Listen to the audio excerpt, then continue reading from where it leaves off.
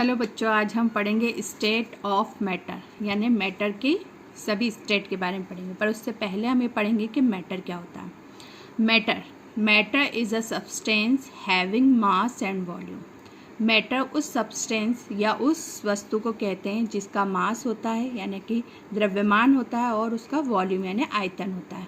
उन सभी चीज़ों को हम क्या बोलेंगे, मैटर। और इट हैज़ 3 स्टेट, इसकी 3 स्टेट होती है, सॉलिड, लिक्विड और गैस।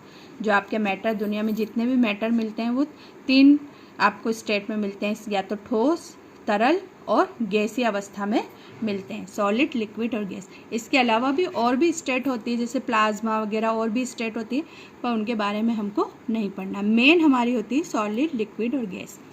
ये भी चीज़ भी आपको पता है कि हम सॉलिड को लिक्विड में, लिक्विड को गैस में, गैस को सॉलिड में, गैस को लिक्विड में भी कन्वर्ट कर सकते हैं।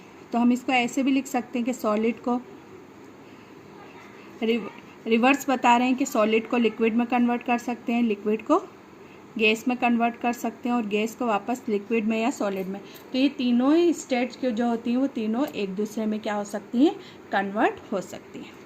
अब हम ये देखेंगे कि मैटर क्या होते हैं, मतलब सॉलिड, लिक्विड और गैस क्या होते हैं। तो सॉलिड क्या होते हैं, सॉलिड हम किस चीज़ को बोलेंगे, जो सॉलिड होते हैं उनके मॉलिक्यूल्स बहुत पास पास होते हैं, इस तरह से बहुत पास पास अरेंज्ड होते हैं, किसी भी उनके बीच में कोई इंटरमॉलिक्यूलर स्पेस नहीं होता, इनके बीच में कोई इंटरमॉलिक्यूलर स्पेस नहीं होता, यानी इनके मॉलिक्यूल्स यानी इनके जो अणु हैं इनके बीच में कोई भी जगह खाली नहीं रहती, कोई स्थान खाली नहीं रहता है। इंटरमॉलिक्यूलर जो स्पेस होता है वो एब्सेंट होता है। पर इनमें इंटरमॉलिक्यूलर अट्रैक्शन बहुत ज़्यादा होता है, यानी इनके अणुओं के बीच में एक दूसरे को पकड़कर आकर्षण की क्षमता बहुत ज़्यादा होती है, एक दूसरे को पकड़कर रखने की क्षमता होती है, यानी मॉलिक्यूल बहुत पास पास होते हैं, यानी इनको हम कंप्रेस नहीं कर सकते, इसको हम सॉलिड बोलते हैं। और सॉलिड के जो शेप होते हैं वो फिक्स शेप होता है, इसका जो शेप होता है वो हमेशा फिक्स्ड होता है और इसका जो वॉल्यूम होता है वो भी फिक्स्ड होता है। ये सब चीज़ें हम पहले 9th 10th में भी पढ़ चुके हैं, पर यहाँ हमको अब डिटेल में पढ़ना है कि सॉलिड किस टाइप का होता है। तो क्या क्या चीज़ें सॉलिड के क्या क्या फीचर्स हुए कि इनमें इंटरमॉलिक्यूलर स्पेस नहीं होता, पर इंटरमॉलिक्यूलर अट्रैक्शन बहुत ज़्यादा होता है, इनका जो शेप होता है वो फिक्स्ड होता है और इनका वॉल्यूम यानी आयतन भी इनका फिक्स्ड होता है। अगर हम लिक्विड की बात करें, ये तीनों का डिफ्रेंशिएशन भी हो गया कि इनमें तीनों में अंतर क्या है। तो जो लिक्विड है उनके जो मॉलिक्यूल्स होते हैं वो थोड़े थोड़े से दूर दूर होते हैं, यानी इनमें इंटरमॉलिक्यूलर स्पेस प्रेजेंट होता है और जो इंटरमॉलिक्यूलर अट्रैक्शन होता है, मॉलिक्यूल के बीच जो अट्रैक्शन होता है वो भी कम होता है। किसके अकॉर्डिंग, सॉलिड के अकॉर्डिंग। सॉलिड में बहुत ज़्यादा अट्रैक्शन होता है, इसमें कम होता है, इसलिए इनको हम कंप्रेस कर सकते हैं, इनको हम दबा सकते हैं। तो लिक्विड के जो इनमें जो इंटरमॉलिक्यूलर फोर्स होता है वो सॉलिड के अकॉर्डिंग कम होता है, लेस होता है। इसके मॉलिक्यूल इस तरह से अरेंज होते हैं, इसका कोई शेप नहीं होता, तो हम क्या लिखेंगे, they do not have shape। इसका कोई शेप नहीं होता लिक्विड का। आप जिस भी कंटेनर या जिस भी बर्तन में डालेंगे ये उसी का शेप ले लेगा। अगर आप ग्लास में डालेंगे, आप बाल्टी में डालेंगे, आप टब में डालेंगे या जिस भी कंटेनर में डालेंगे उस कंटेनर का जो शेप होगा वही लिक्विड का शेप होगा, इसलिए इसका कोई शेप नहीं होता। पर इसका वॉल्यूम फिक्स्ड होता है, इसका जो वॉल्यूम होता है वो कैसा होता है, फिक्स्ड होता है। आयतन हमेशा आपको इसका फिक्स्ड मिलेगा। अगर हम गैस की बात करें तो गैस के जो मॉलिक्यूल्स होते हैं वो बहुत दूर दूर होते हैं, इतनी दूर दूर मॉलिक्यूल इसके होते हैं कि इनके जो अंदर इंटरमॉलिक्यूलर स्पेस तो बहुत ज़्यादा ही होता है और इनका जो इंटरमॉलिक्यूलर फोर्स है, अट्रैक्शन ऑफ फोर्स है, वो बिल्कुल लेस होता है, मतलब होता ही नहीं है, क्योंकि इनके मॉलिक्यूल इतनी दूर दूर होते हैं तो ये एक दूसरे को अट्रैक्ट ही नहीं कर पाते, इसलिए इनका भी कोई शेप नहीं होता। ये भी कंटेनर के हिसाब से ही अपना शेप ले लेते हैं, जिस कंटेनर में आप डालोगे उसका शेप ले लेगा। तो they do not have shape. Liquid का वॉल्यूम होता है पर गैस का तो वॉल्यूम भी नहीं होता, इसका कोई वॉल्यूम भी नहीं होता। They do not have volume, इसका वॉल्यूम भी नहीं होता, यानी सॉलिड, लिक्विड और गैस में अगर आप डिफरेंस देखें तो सॉलिड में इंटरमोलिकुलर अट्रैक्शन बहुत ज़्यादा होता है, इसका शेप फिक्स होता है, वॉल्यूम फिक्स होता है। लिक्विड में इंटरमोलिकुलर फोर्स सॉलिड के अकॉर्डिंग कम होता है, इसका कोई शेप नहीं होता, कंटेनर के हिसाब से शेप होता है और इसका वॉल्यूम फिक्स्ड होता है। और गैस के मॉलिक्यूल्स में इंटरमोलिकुलर फोर्स जो होता है वो बिल्कुल नहीं होता, इसका कोई शेप नहीं होता और इसका कोई वॉल्यूम भी नहीं होता। तो इस चैप्टर में हमको सॉलिड, लिक्विड और गैस में से सिर्फ गैस के बारे में स्टडी करना है, क्योंकि सॉलिड की स्टडी हम 12th में करेंगे।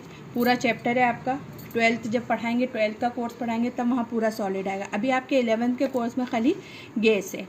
और लिक्विड का कुछ पार्ट हमने first chapter molarity, normality, formality में पढ़ लिया और कुछ पार्ट इसका हमको 12th की क्लासेस में मिलेगा। तो आज हमको पढ़ना है गैस। अब गैस क्या होती है, गैस कब मिलेगी आपको? तो गैस कब मिलती है?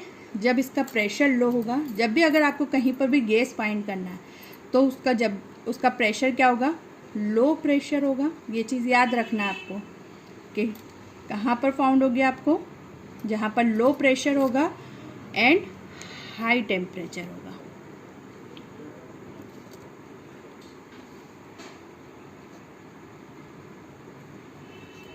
जब भी किसी मैटर का जो प्रेशर होता है अगर वो लो कर दिया जाए और उसका टेम्परेचर हाई कर दिया जाए तो वो किस फॉर्म में हमको मिलेगी? गैसेस फॉर्म में मिलेगी। दूसरी चीज़ आपको ये याद रखना कि गैस की जो कंप्रेसिबिलिटी होती है, यानी कंप्रेस करने यानी दबाने की जो कैपेसिटी होती है, या एक्सपॉन्डेड यानी कि फैलने की जो कैपेसिटी होती है वो इनफाइनाइट होती है। हम गैस को कितना ही कंप्रेस कर सकते हैं और कितना ही एक्सपॉन्डेड कर सकते हैं। तो ये गैस के फीचर्स हैं, यानी गैस हमें कब मिलेगी? Low pressure and high temperature पे। दूसरा हम लिखेंगे कि गैस की जो कंप्रेसिबिलिटी होती है वो बहुत ज़्यादा होती है।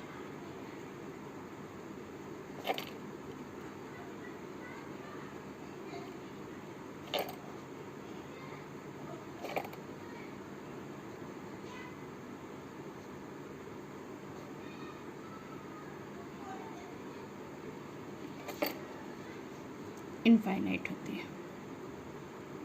यानी आप कितना ही इसको कंप्रेस कर सकते हैं और कितना ही इसको एक्सपांड कर सकते हैं। कंप्रेस मतलब उसको दबा सकते हैं और एक्सपांड मतलब फैला सकते हैं। अब हम गैस की मेजरेबल प्रॉपर्टीज़ पढ़ेंगे। कौन कौन सी प्रॉपर्टीज़ होती हैं इसकी? अगर हमको गैस को मेज़र करना है तो उसके लिए कुछ प्रॉपर्टीज़ होती हैं, उनको आज में हम यहाँ पर पढ़ेंगे। तो measurable properties of gas.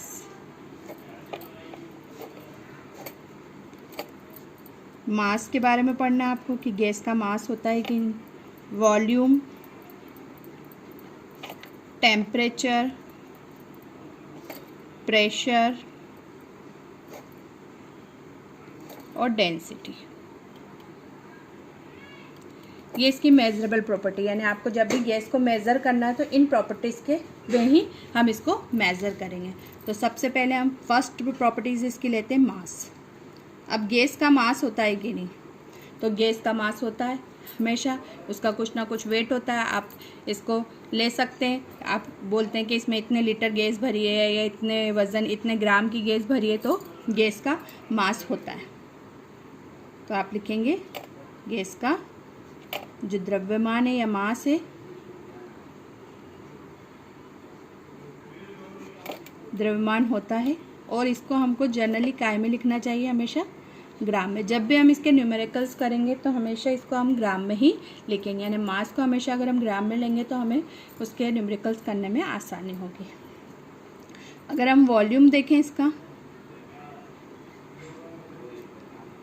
Gas का अभी मैंने आपको ऊपर पढ़ाया, इनकी तीनों की डिफ्रेंशिएशन में पढ़ाया कि गैस का कोई वॉल्यूम नहीं होता। तो हम लिखेंगे गैस का आयतन, गैस का आयतन या वॉल्यूम नहीं होता। मास होता है बट उसका आयतन नहीं होता। यानी जो गैस है आपका, वो जो उसका वॉल्यूम है वो क्या करता है? कंटेनर के हिसाब से ऑक्यूपाइड हो जाता है, मतलब जिस भी कंटेनर में आप रखोगे वो उसको घेर लेगा। तो हम क्या लिख सकते हैं? Gas occupies the volume of container kept in, यानी जिस भी कंटेनर में आप रखेंगे उसका जो वॉल्यूम होगा उस पूरे को गैस घेर लेगी। ठीक है, तो और वॉल्यूम को हमको काय में लिखना चाहिए, जैसे हमने बताया कि मास को हमेशा हमें ग्राम में लिखना चाहिए, वैसे वॉल्यूम की अगर हम यूनिट देखें तो वॉल्यूम को हमेशा हमें लीटर में लिखना चाहिए। वॉल्यूम को काय में लिखना है, हमें लीटर में लिखेंगे या फिर DM क्यूब में लिखेंगे। इसमें ही आपको मेज़र करना है, यानी 1 litre is equal to DM cube. इसकी मैं आपको यूनिट कन्वर्टेबल जो भी इसकी यूनिट्स है वो मैं आपको सब लिखा देती हूँ। 1 metre cube is equal to होता है 1000 लीटर। यानी अगर आपको कन्वर्ट करने को है कि आपको किसी में भी यूनिट अगर किसी और चीज़ में दी हो तो आप उसको लीटर में कैसे कन्वर्ट करेंगे। ठीक है, तो अगर आपको 1 metre cube is equal to होता है 1000 लीटर, और ये किसके बराबर होता है 1000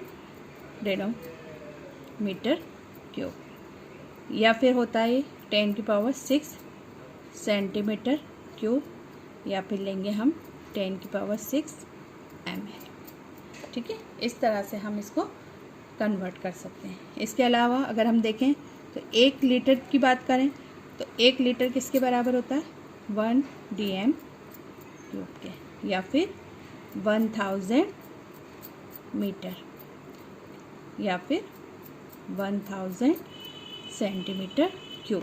यानी आपको जब भी इनमें से कोई सी भी यूनिट दे रखी हो, अगर मीटर क्यूब में दे रखी हो, मीटर में दे रखी हो, सेंटीमीटर क्यूब में दे रखी हो, 1000 लीटर में दे रखी हो या 1 मीटर क्यूब में दे रखी हो, तो आपको इन सबको काय में कन्वर्ट करना है, सिर्फ लीटर में कन्वर्ट करना है। या लीटर और DM क्यूब दोनों बराबर होते हैं ये, तो आप जब भी न्यूमेरिकल इनके सॉल्व करेंगे तो आप इसको लीटर में ही लेंगे। चलिए अब हम इसकी थर्ड प्रॉपर्टी देखते हैं, टेम्परेचर।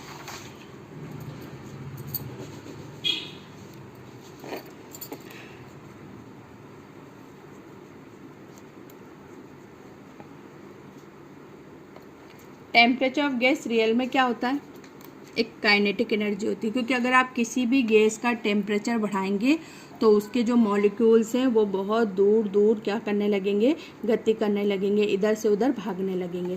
तो जो टेम्परेचर होता है वो रियल में होता है उसकी काइनेटिक एनर्जी, यानी जितना ज़्यादा आप टेम्परेचर उतनी ज़्यादा उसकी काइनेटिक एनर्जी। जितना टेम्परेचर आप बढ़ाते जाएंगे उसके मॉलिक्यूल्स में उतनी ज़्यादा एनर्जी आती जाएगी और वो दूर दूर होते जाएंगे। तो हम लिख सकते हैं कि टेम्परेचर क्या है आपका, टेम्परेचर ऑफ गैस, किसी भी गैस का जो टेम्परेचर होता है वो रियल में क्या होता है उसका, रियल में वो उसकी काइनेटिक एनर्जी होती है।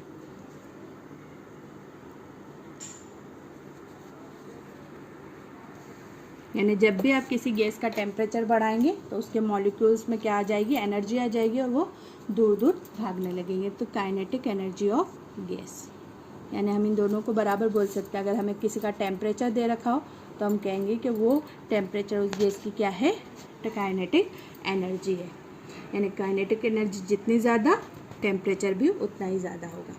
अब इसकी यूनिट अगर हम देख लें, अगर इसकी SI यूनिट देखें हम तो इसकी SI यूनिट होती है केल्विन। जब भी हमको टेम्परेचर को मेज़र करना है तो हम केल्विन में करेंगे, पर एग्ज़ाम में हमको सीधे सीधे केल्विन में तो देंगे नहीं, या तो वो हमको काय में दे देंगे, डिग्री सेल्सियस में दे देंगे, या फिर डिग्री फ़ारेनहाइट में दे देंगे। जब भी टेम्परेचर देंगे या तो डिग्री सेल्सियस में ये देंगे या डिग्री फ़ारेनहाइट में देंगे, तो हमको इसको क्या करना पड़ेगा, केल्विन में कन्वर्ट करना पड़ेगा। तो केल्विन में कन्वर्ट करने के लिए फॉर्मूला होता है, अगर डिग्री सेल्सियस में दे रखा है तो हम उसको केल्विन में इस तरह से कन्वर्ट करेंगे, kelvin is equal to C + 273। यानी जो भी डिग्री सेल्सियस की वैल्यू दे रखी है उसमें 273 को प्लस कर देंगे तो जो वैल्यू आएगी वो हमें केल्विन में मिल जाएगी। और यदि फ़ारेनहाइट में दे रही है डिग्री सेल्सियस के लिए, ठीक है, डिग्री सेल्सियस में अगर आपको टेम्परेचर दे रखा है तो आप उसको केल्विन में इस तरह से कन्वर्ट कर सकते हैं, और डिग्री फ़ारेनहाइट में दे रखा है तो उसको हम इस तरह से कन्वर्ट कर सकते हैं, F - 32.9 is equal to C/5। तो ये फॉर्मूला आप लर्न कर लीजिए, क्योंकि जब भी आपको फ़ारेनहाइट में दे रखी हो अगर मान लो टेम्परेचर, तो आप केल्विन में आपको कन्वर्ट करना पड़ेगा, क्योंकि हमको इसकी स्टैंडर्ड यूनिट जो है वो केल्विन और केल्विन में ही लेना पड़ेगा, तो हमें उसे कन्वर्ट करना पड़ेगा। ठीक है, अब हमारी अगली जो यूनिट है, अगला जो हमारी मेजरेबल यूनिट है वो है प्रेशर।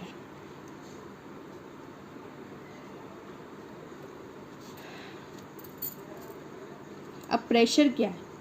प्रेशर जब भी आप किसी गैस को किसी कंटेनर में भरते हैं तो वो क्या करता है, उस कंटेनर की वॉल पर एक दबाव डालता है, एक प्रेशर डालता है। मान लीजिए आप गैस को साइकिल के ट्यूब में भरें या गाड़ी के ट्यूब में भरें या किसी भी और कंटेनर में भरते हैं, तो वो उसकी जो भी वॉल होती है यानी ट्यूब की जो वॉल होगी उस पर क्या करेंगे, उसके सरफेस एरिया पे एक प्रेशर डालेंगे, तो उसको हम बोलते हैं गैस का प्रेशर। तो लिखेंगे हम due to collision of molecule with the wall of container। अगर हमें किसी का भी प्रेशर निकालना है, यदि गैस का प्रेशर निकालना है, तो हम कहेंगे कि गैस के मॉलिक्यूल जब जो भी आपके कंटेनर उसकी वॉल के यूनिट एरिया पे जो प्रेशर डालते हैं, जो फोर्स डालते हैं, उस फोर्स को ही हम क्या बोलते हैं, प्रेशर बोलते हैं। तो हम लिख सकते हैं कि P इजिकल टू क्या कहेंगे हम, F अपॉन A, यानी जो भी कंटेनर का एरिया होगा उस एरिया पे जितना फोर्स पड़ेगा वो फोर्स किसके बराबर होगा, प्रेशर के बराबर होगा। तो इसकी यूनिट हम लिख लेते हैं, इसको हम जनरली काय में मेज़र करते हैं, पास्कल में। इसकी अगर हम SI यूनिट देखें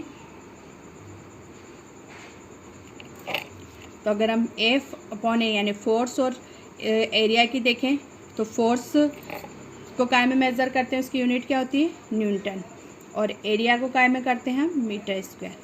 तो ये आपकी यूनिट हो गई, और इसको हम बोलते हैं पास्कल यूनिट, PA से इसको डिनोट करते हैं।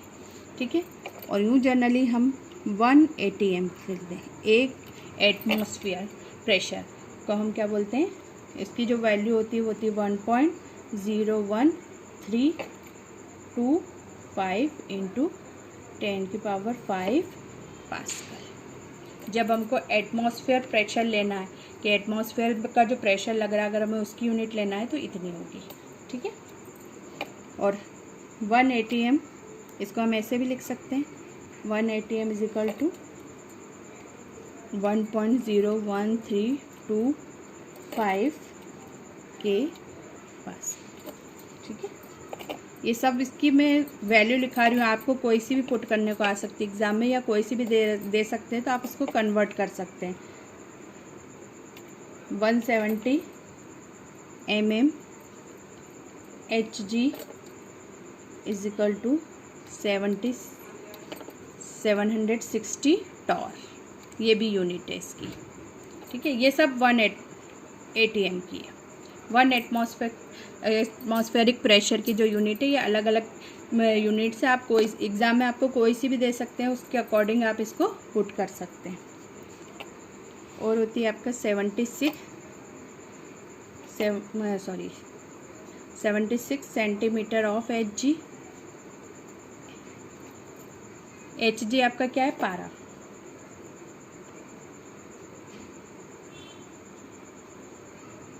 बार। ये इतनी सारी इसकी मेजरेबल प्रॉपर्टीज़ हैं। आप इनकी सब यूनिट है किसकी, प्रेशर की। और प्रेशर क्या होता है, किसी भी कंटेनर पे कंटेनर का जो सरफेस एरिया होता है उस पर जो फोर्स लगता है वो प्रेशर के बराबर होता है। अब अगली चीज़ हम लेंगे डेंसिटी।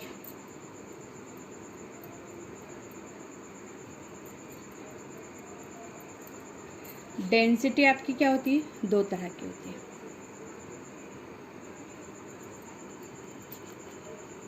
एक होती है एब्सोल्यूट डेंसिटी,